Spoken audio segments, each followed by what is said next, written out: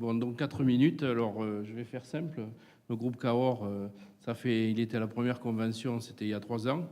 Il y a 3 ans, il a commencé à faire une première projet expérimental avec Toulouse, que je tiens à remercier puisqu'on a commencé là. Donc, la seule chose que je peux vous faire au bout de 3 ans, c'est un petit peu vous faire le parcours vite fait de tout ce qu'on a fait. Alors, et on essaye de continuer à progresser. Voilà. Donc, en fin de compte, voilà, ça marche comme ça.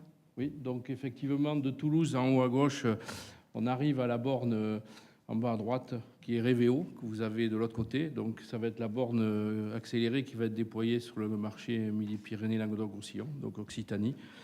Celle qui va être... on en a déjà livré les premières, et donc c'est celle que vous allez voir.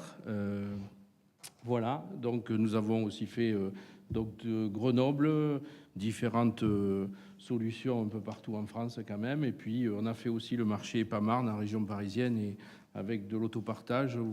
Petite anecdote où on met la clé de la voiture dans la borne, sécurisée par une boîte à clés. Bon, c'est une petite anecdote, mais ça permet de faire du développement et des choses un petit peu particulières. Voilà.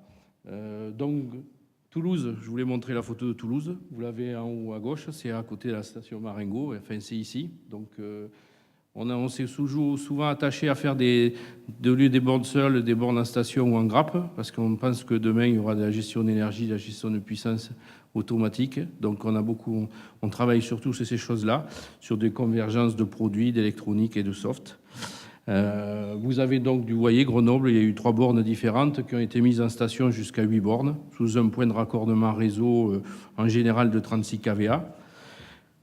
Autre projet aussi, ça c'est des parkings notamment. Bon, on a fait le projet Ecocampus Orange en région parisienne avec des stations en grappe, des coffrets de charge, donc avec de la gestion de l'énergie aussi.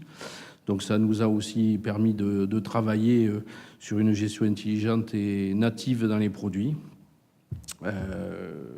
Bon, CNR, je dirais que la compagnie nationale du Rhône a fait, un déploiement de 27 stations entre Genève et la Méditerranée et a vraiment ouvert ce concept un peu de station-service électrique, un peu ce que fait l'équivalent Fastned en Hollande. Donc 2 bornes en station. Donc c'est pas sur les autoroutes, là, c'est sur les routes, c'est accessible facilement, avec des configurations, toutes des stations d'une à l'autre différentes. Donc c'était intéressant. Bon, voilà.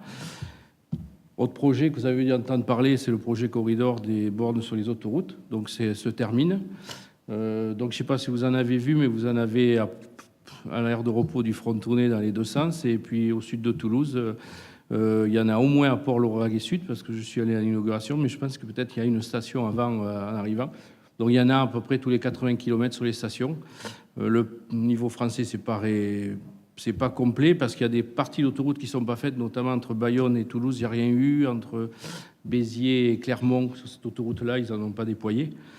Donc c'est un projet, on verra un peu. 1 minute sur la dernière. Et donc Révéo, pour le marché Midi-Pyrénées-Languedoc-Roussillon, on a livré 20 bornes pour le rail du Gard qui a eu lieu fin juin, donc qui sont en train d'être installées.